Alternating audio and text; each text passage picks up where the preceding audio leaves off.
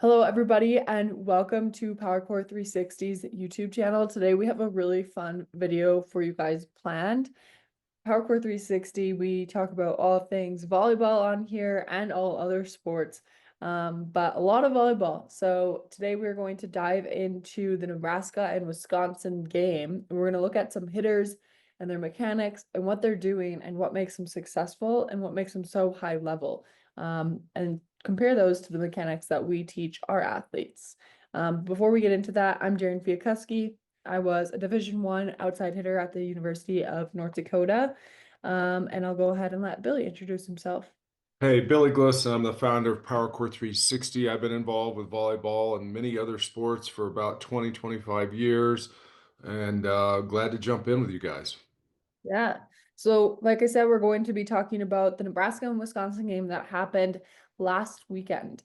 So if you're watching this video this week, it would be last weekend. If you're watching in the future, it would have been mid-December when this happened. So it was, I believe, the Sweet 16. Was it the Sweet 16? I think it was the eight, yeah, The because Elite Eight? semifinals are coming up. Yeah, Elite Eight. So, this was the Elite Eight game between Nebraska and Wisconsin. So we're gonna pull up some different clips of the game and just start reviewing them. Awesome. So let's jump into this first clip. We're going to look at the outside hitter hitting right side here. And the first thing we're just going to kind of look at is as the athlete starts to come in, you see the set. And first thing, let's break this down a little bit, Darian. Like, what do you see going on just with her body position in the air here? Yeah, I mean, look how open she is, right? She is completely open, even though she's a right-handed on the right side, she's getting completely turned and open to that sideline, which is definitely a good skill to have, a very hard skill to master, um, Yeah, as a righty. cool. I mean, one of the things we teach consistently is, and she's classic, this is world-class mechanics. So belly button's kind of facing the right antenna here. To Darian's point, her chest is facing over here to the right sideline, and that creates a stretch in her abdominal muscles. So it's not just, it's an arm swing, but it's an arm swing powered by the turn and the rotation of the body. So we're using power from the hips, legs, abdominal muscles, core, if you would, chest, arm, shoulder, a lot of muscles to hit the ball harder. And one of the recurring themes with us is hit the ball harder and not destroy your shoulder or your back or something else in the process. So, anyway, in the air, if you can kind of see this, that's where she's at. And then basically she's going to rotate. And this is crazy because I want you to see the shot she makes here. A lot of times, a lot of coaches that don't understand body rotation, they freak out when they start seeing an athlete turn their chest from right sideline to left sideline. Look how far she turns here, right? But first, before we get to that, look at the shot she makes. Volleyball is a game of power, hit the ball hard. It's also a game of speed, not just arm speed or ball speed, but in this sense, she's trying to get there fast and get the ball swung, get the ball hit and contacted to beat the pin blocker, right? And you see how she just threads this ball between the antenna and the pin blockers outside hand. In fact, she might even just tick the fingers there. But great shot. Look at the rotation. And I mean, Darren, you talked about this the other day. Like, what do you see there when she lands? What's going on Yeah, here? I mean, look at where her body's facing when she's landing. If you draw a line from, if people maybe can see it, she is facing that left back player or position, which is crazy rotation. She's going basically over 180 degrees then on that rotation, which is great. She's getting a lot of power from that rotation. Yeah, so one of the things that we talk about and we train with our athletes is, it's great to hit the ball hard as an attacker. You want to be able to hit the ball hard, but you got to have different shots. If all you have, I was talking to one of the athletes I trained the other day, and I was relating it to like Major League Baseball pitcher, somebody that's throwing 90 to 100 miles an hour. If all they throw is 90 to 100 miles an hour, yeah, that's speed. But if I'm a hitter, it's actually relatively easy to hit that pitch if that's the only pitch they have. You just kind of wind up, you try to time the swing, you swing hard, and if you make contact, the ball's gone. It's a home run. But a good pitcher has more than just a fastball, right? They've got breaking pitches, off-speed pitches, pitches that move, right? Same thing then in volleyball. We want volleyball attackers to have different shots. So this is a shot that I've really never seen before with this much rotation. This is really cool to watch her rotate, hit the ball hard, thread it, and then to Darian's point, she's rotating so far. Everybody, I would bet, who watched this, if they didn't see the shot, would say, "Oh, she's over rotating." Well, not for this shot, she's not. This is extremely athletic, extremely dynamic to be able to thread that shot, create power, and just show us some really cool mechanics. Yeah, and I want to note one thing for righties on the right side here. It might be easier for you to rotate on this side. It'll be more natural for you to rotate on this side, to go from open to close because of the way that you're hitting in the hand that you are. It's more natural to close that way for you. The harder part would be opening up on this side for a right-handed hitter. So that's something that is interesting too. So she's using that maybe ease of rotation to her advantage here of I'm gonna just close as far as I can and get as much power as I can. So I think that's great. All right. This is cool because especially from this perspective, it allows you to watch as Nebraska's running their set here. It's cool to watch Wisconsin, right? Try to match up or take people, right? So you look at 22, the left side on Wisconsin, you see her going out to take the outside right. You see the middle trying to match up with Harper, and you see the right side front for Wisconsin. She's having to go over to the right side to take away, depending on where this ball's set to, right? And then you look at the back row players, the defensive players. Everybody's trying to move into a position where they think the ball's going to go. In this case, she goes to Harper Murray, right? And so let's break this down a little bit. Darian, what do you see in terms of Harper's mechanics here? Yeah, the first thing I want to note is her neutral elbow in her load. I think that's something that this does a great job of showing. So you can see that line drew right there.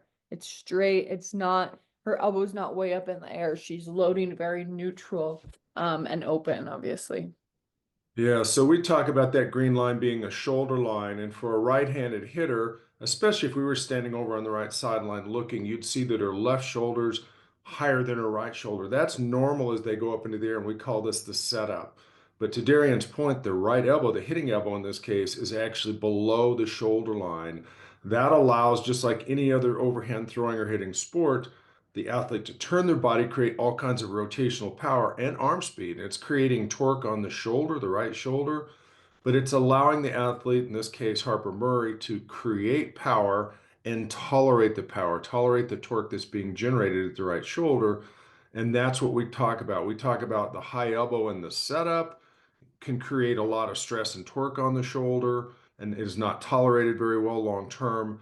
This is a situation where the right elbow is below that shoulder line. So anyway, long story made short, it allows her to hit the ball hard and tolerate hitting the ball hard.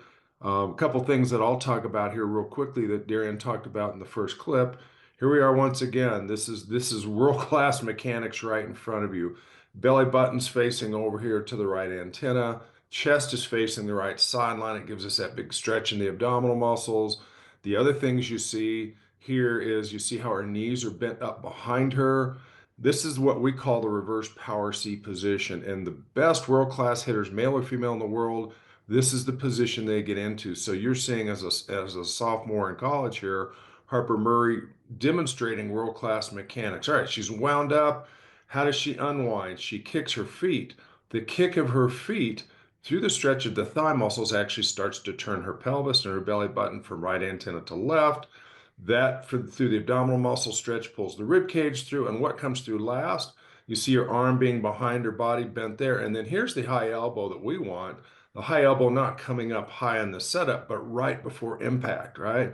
To allow her to get through the ball, top of the ball, depending on the shot she's making, right?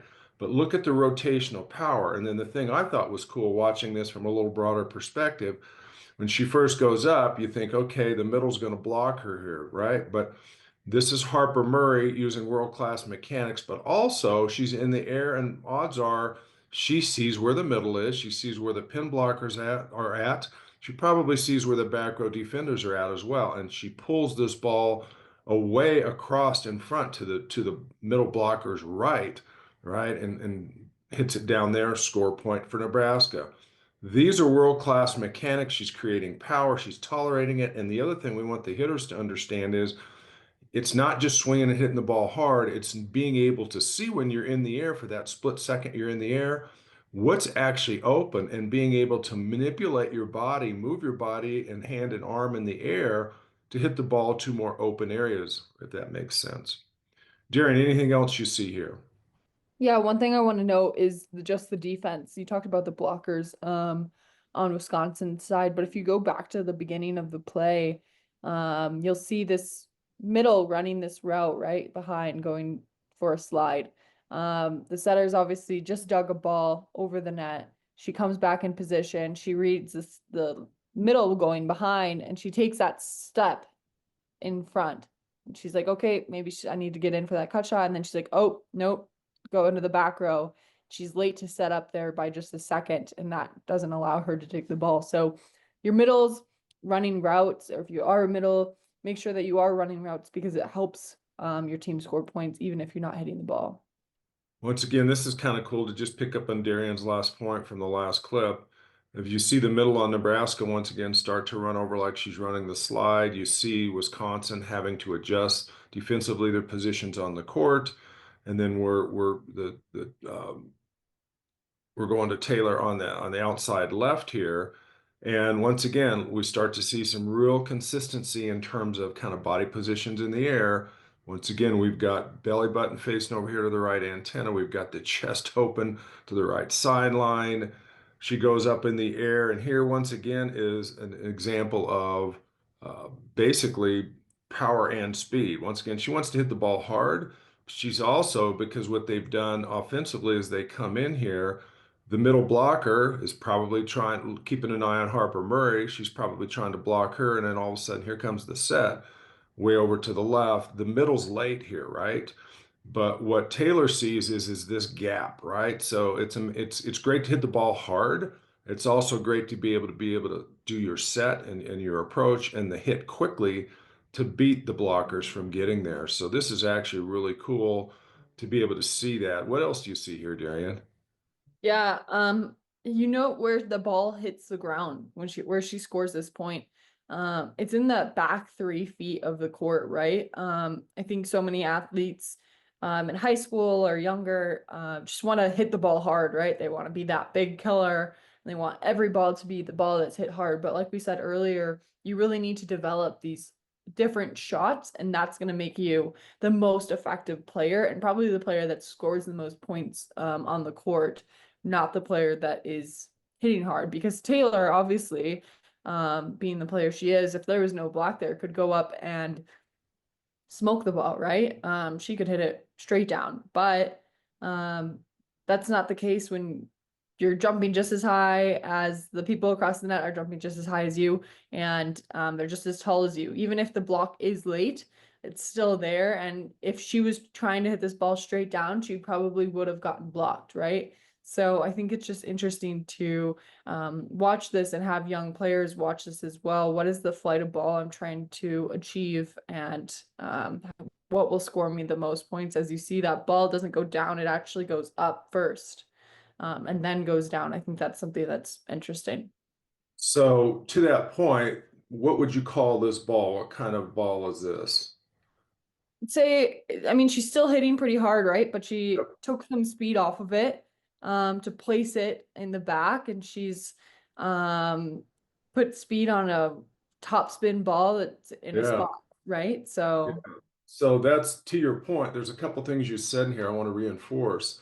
So many young athletes that come to our clinics, that come to our master classes, and they go to warm up and they hit balls sharply down, like they think they're going to hit every ball sharply down, like there's no blocker there inside the opponent's attack line. And you're going to get some of those balls, but probably very few relative to what really is going to happen. Because as you get and you play, whether it's club, high school, or college, the higher level you play, it's going to be like going against Wisconsin here. You've got athletes on the other side of the net, 6'2", 6'4", 6'7", whatever the case is, right? With hops, look how high their hands are above the net. So to Darian's point, she's got to learn to hit other shots, right? And in this case, she's hitting a topspin ball that goes up first, might deflect off the blocker's fingers, And then as it goes over their hands, what's it doing? It's got topspin. It forces that ball to curve and drop down, right? Like Darren said, just a couple of feet before the end line. So great shot. It's a different shot. It's a topspin ball. And I can't tell you how many times over the weekend watching a lot of the matches, the announcers of these matches were talking about hit the ball high and hard into the fingers, right? They were talking about John Cook telling those athletes, especially against Wisconsin, they are tall, right? That you're going to hit the ball high and hard into their fingers or over their hands and hit the ball high, hard, and deep, right? All right, I think this is like the Harper Murray show here, but this is kind of cool. You watch Nebraska once again, you see all these moving parts. If you're playing defense here, like what do you do, Darian? I mean, what do you do defensively? What do you talk? You stay until you know where that ball's going. That's what I would say, right? You see that in their back row there. They're pretty disciplined on this play. They don't move until they see where Bergen is setting that ball, right? Because you got a lot of different options here. So if you move somewhere, you're not going to be able to get to the spot you need to be. Cool. All right, let's look at Harper Murray. This is the side view of world-class power hitting mechanics. This is exactly what we teach. This position in the air we call the reverse power C because it's like a capital C flipped around backwards. And if we break that down a little further really quickly, the knees are bent, the feet are up behind the body. Guess what the belly button's doing? It's facing the right antenna. The chest opens to the right sideline, gives us that big stretch. Hey, Darren, talk about the arm and shoulder once again. Here's that shoulder line. Yeah, look at that neutral shoulder line right there. Something that, we're fighting with people in our comments about, but if you look at the best players in the game right now, that's their mechanics and that's the way they're swinging. And a lot of them probably don't have shoulder injuries or as bad of shoulder injuries as they would have if they were swinging with that high elbow. Yeah, simply because if you watch her, she doesn't bring her elbow up first above that shoulder line. She does what every other sport in the world does that throws her hips up overhead. The arm, hitting arm and shoulder blade actually all go back, and her hand comes underneath her chin. Then the One unwinding of thing, the body. Go ahead, Billy, Darian. we go back here right when she's drawing too. Look at how she draws. It's actually under her chin, Yep. right? That arm doesn't even go over her chin when she's drawing. It's here and it comes straight back. I think that's something too. People maybe don't understand how to draw for the neutral elbow. So this is a great example here. So here, really quickly into the weeds for just a second. When you do this, you get into this reverse power C. We're trying to create arm speed and ball speed ultimately, but what happens is because the feet are behind the body, we're stretching the quads, the hip flexors, the core muscles, the abdominal muscles, the chest muscles, and then at the end, because she draws the right arm to Darian's point down underneath the chin, then a muscle in front of the right chest called the pectoralis major, the largest chest muscle, actually also gets stretched.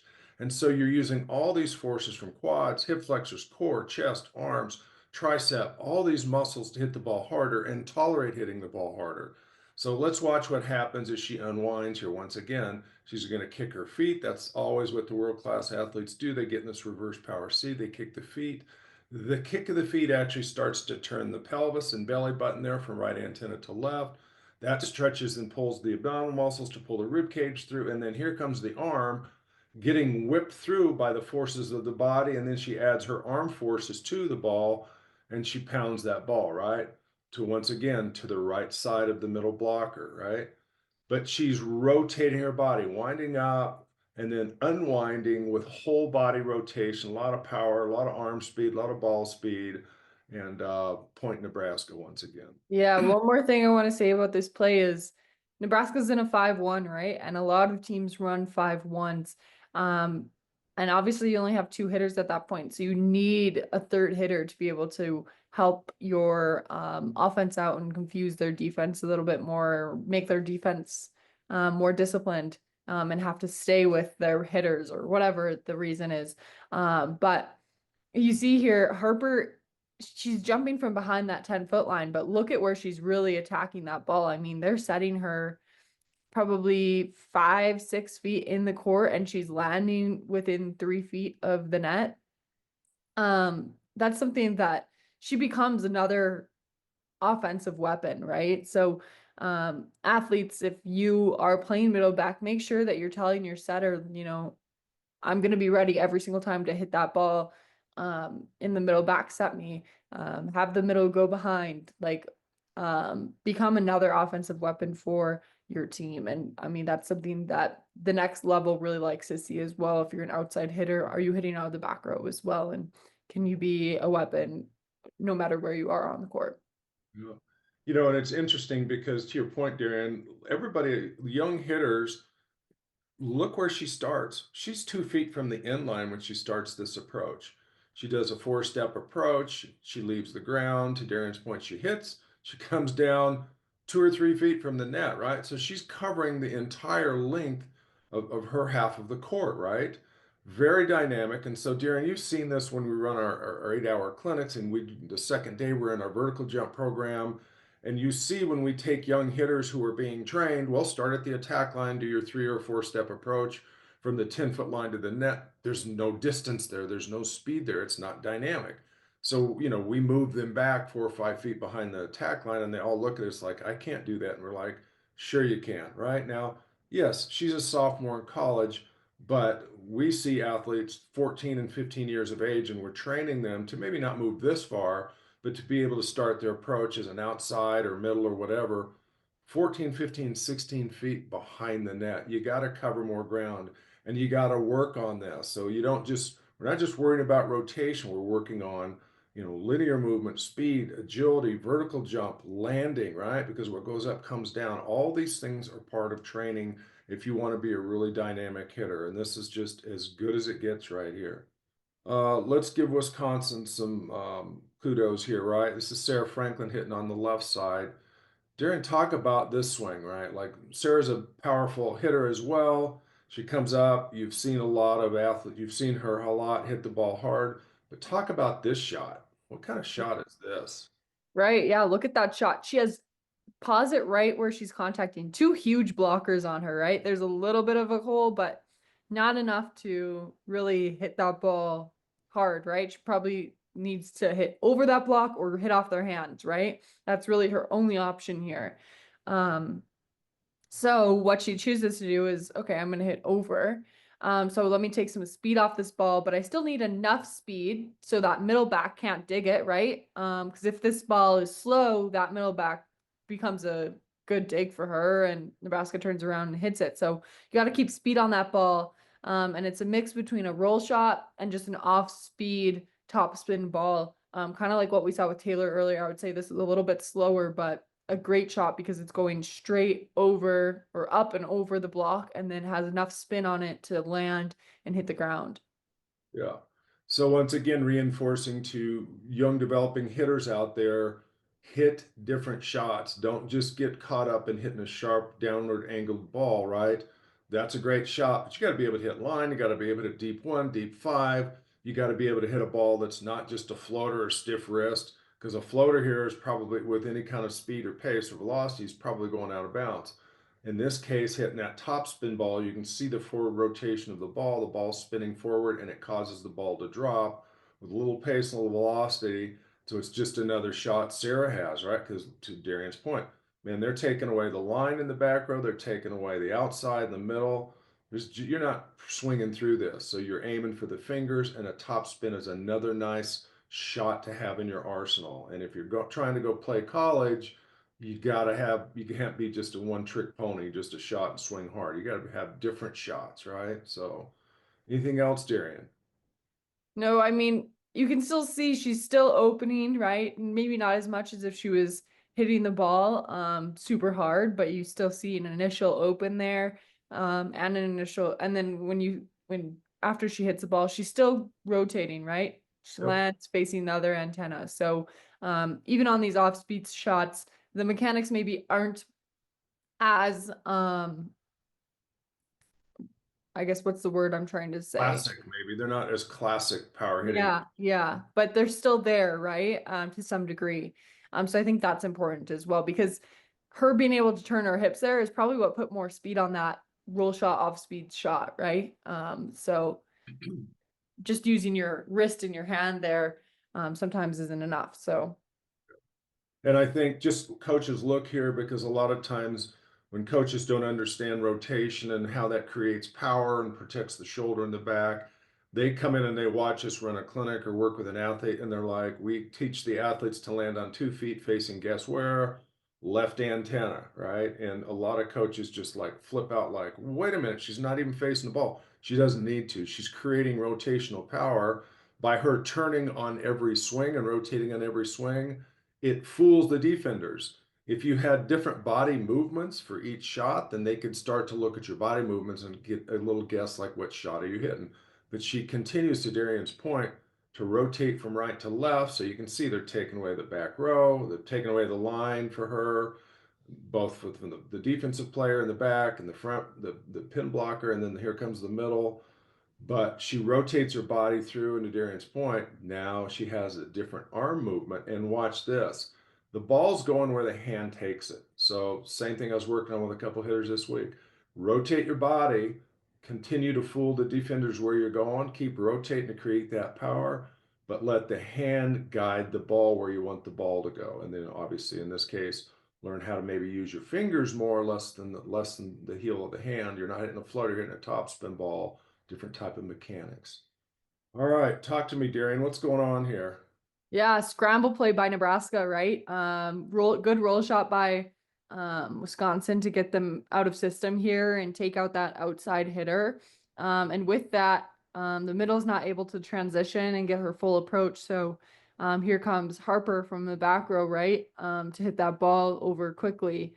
But she's roll shotting, and you can tell, look at how she loads up here. She maybe doesn't do as well of a job as that Nebraska or that Wisconsin player we just watched on opening up and hiding that roll shot. I think it's pretty obvious here that she's roll shotting. She's coming in slower, her elbows way out to the side, and she's literally just gonna go like this and go over the block, right? But it's a good shot because Wisconsin, this has been such a quick turnaround play. Wisconsin has had to transition from offense to defense really fast here. And one thing you'll notice is that jump right there by that outside blocker. So she was deciding whether or not to go up. Did a mini jump, takes her out of the defensive play. And that's usually who's gonna, if she's pulling off the net and not blocking, she's supposed to be digging this ball. So those defenders in the back row there are pretty far back. You see that setter moving back. I'm sure the libero is doing the same thing, and Harper puts it right in the middle there. And I mean, everybody's crashing in. So Yeah, it's I mean, from Harper, the Harper Murray show, and she hits from the back row on a good set with a, we've seen it today. She's going to pound the ball. So the defenders were way deep.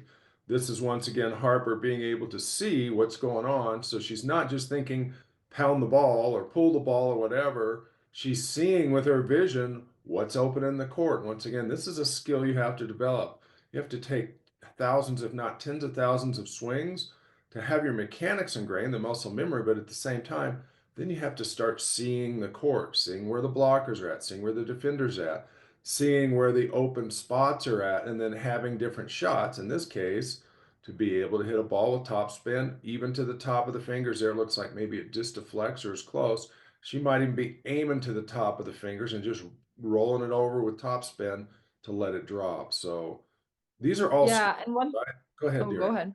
No. One thing I just want to note for anybody that's not Harper, right? If you're a libero in this case, you see Lexi here, she's probably talking to Harper like saying what's open on the court. So roll, roll, middle of the court, like telling her what's open to help your hitters out. Because yes, they need to learn how to read. They're gonna see where their blockers are and everything. But you as a libero or a back row player should be helping out your hitters as well, to know where is open on the court because you are able to look at the court. You don't even got to look at Harper at this point. You just got to look at the court on the other side and see what's open. Okay, last clip. And to me, both of these teams, all these teams that are making it this far are really good. They're really well coached. To me, this is maybe like one of the coolest plays I've ever seen, especially from this perspective, right? And Wisconsin played a great match, but watching this play with Nebraska, here's what I see with kind of my untrained eye, just in terms of strategically what's going on. Darren, is this an out of system ball? What would you call this? Yeah, definitely out of system, right? I mean, it's a very nice high dig. that Alexi sets up for this to be able to, for the setter to be able to get her hands on it here. But very out of system, right? Everybody knows this ball is going to the outside, and that's when you know that they're in an out of system play, right? And here's a really quick sidebar. I hope this makes sense. I'm a strength coach, right? But I've never felt like athletes, especially athletes like volleyball players, that you just go in the weight room and you just get strong because you're standing there, your feet aren't moving. Look at the dynamic ability of all these players. I mean, look at the setter here. She goes across. She's going from deep back right or, right side, covering all the way across, sets the ball up and behind her on the move to the outside, right? I mean, just that in itself, watch everybody move. This setter is super good, right? I mean, they all are at this level, but the ability for her to move and set and have the touch, that's skills. And that takes, once again, that's something you develop. You don't wake up that way. Nobody does, right? You have to develop that over years of training. All right, cool. We continue. So she sets this to Taylor. Taylor goes up in the air, and let's reinforce once again. What's the body position here we've been talking about, Darian? Yeah, she's open, right? Nice and open. Um, which is good. I mean, even on an out of system play here, she's still using those same mechanics. She's not just reverting back, right? So you see that neutral elbow right there, which is great. But yeah, even on an out of system play, you can still use these mechanics every single time, like we've been saying. Yeah, so there it is. There's the shoulder line. The hitting arm and elbow is below the shoulder line, right? That allows her to create all kinds of whole body rotational power, arm speed, and tolerate it on her hitting shoulder. The elbow comes up high, but it comes up high late, not early, and it comes up in a position that the body and shoulder can tolerate it, okay? All right. Now, this is what I thought. Like, I'm giving John Cook some real props here because I feel like his team is so well coached. Because I started watching this from this view, and not only the setter's movement, and of course the hitter for Taylor, the mechanics, but like, look at the middle. Look at number 5 here. What is she doing, Darian? I mean, she comes in and she kneels down. Did she just fall? What's going on there?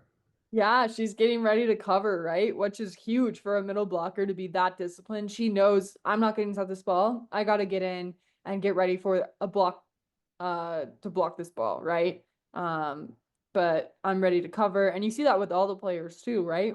Everybody's crashing in, everybody's right there to help cover.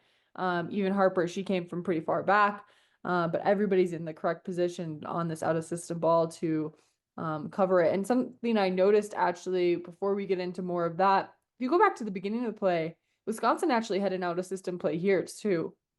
So we can compare, right? I know it was out of serve receive, but you watch this play, right? Not a really good pass in the ball. So same situation here, out of system. We only have two, maybe three people covering.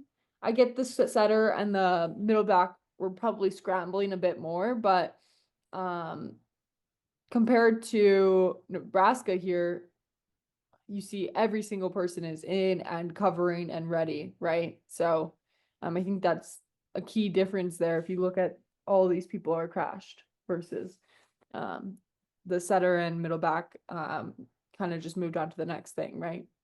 Yeah, and I think that the announcers did a good job of saying as much as we're I'm in love with power hitting and attacking, right? But the announcers kept talking about how good Nebraska's defense was, and this is a good example of it. Attacking wise, they've got world class mechanics, world class hitters, all kinds of power and speed. But defensively, this shows you how good they are in case this ball gets blocked, right? And comes back at them. The last thing I see, and this is once again as a coach that works with athletes to move, watch the outside for 13, watch Harper Murray, and as they come in, as right as the ball would be reaching the blocker's hands, look what they're doing. They're dropping down into their feet and legs. Why? Because the body that's moving, when the feet hit and there's some dynamic motion, the body can respond quickly and move quickly. If they came in and their feet weren't moving, like being in glue, then what would happen is they're not going to be very dynamic if that ball actually gets blocked and they have to dig a ball or something. But because their feet are dynamic and they're moving, this comes from good coaching, right? And it's one of the things, once again, I'm saying to young athletes, yes, we teach rotational power, we teach vertical jump, but you also have to train to be able to move in your footwork, keeping your feet moving and knowing the timing of when your feet need to hit with some force, where you can be dynamically moving with power and speed. Super important as well. And I hope that makes sense. But to me, this is like one of the coolest plays that I've ever seen in volleyball, right? Just period, because of all the stuff that's going on with Nebraska offensively and then defensively. It's just really cool. Yeah, super cool to see Nebraska on this play. Great example for all the young athletes out there on what you should be doing. Watch the position you play. What should you be doing in this kind of situation? I think this is a great example of that. But I'm excited to watch Nebraska again. Obviously, they're playing in the Final Four this weekend. Um, so I'm excited. I think the first game is tonight, December 19th. So if you're going to tune into that, make sure you tune into that or any of the games this weekend if you are watching this in the next few days. The finals are this weekend, so there'll be a lot of great volleyball to watch. Yeah, keep an eye out because I think we'll do the same thing for the both semifinal matches tonight. We'll break them down over the next couple days. We'll post our observations. I have not seen. I watched Penn State. I watched Nebraska play. Creighton. I watched all those guys on that side of the bracket play. I have not seen Louisville. I've not seen Pitt play. I understand that Pitt has the top hitter power wise in the US and maybe the top hitters power wise. So even though we've seen world-class stuff out of Nebraska. I can't wait to see Pitt and see what Louisville has and break that down and post something else for you guys to watch. Yeah, so watch out. We'll be reviewing some more swings from the tournament and breaking down some more mechanics and just things we're seeing that are really high level that we want our athletes to be able to do as well. So if you like these videos, make sure you like the video, leave us a comment below on what you thought, so that way we can know that you guys are enjoying these type of videos. Yeah, and if you have any questions, post those as well because we're doing a lot of training with some pretty skilled high school hitters right now and talking about roll tips and how to hit a cut shot and how to rotate and how to do different things. So if you have questions, it's things that we can do some things in training and post some maybe some video responses to your questions. So Yeah, absolutely. Well, hope you guys all have a great day or night, wherever you're watching this. And we will see you guys in the next video. take care. See ya.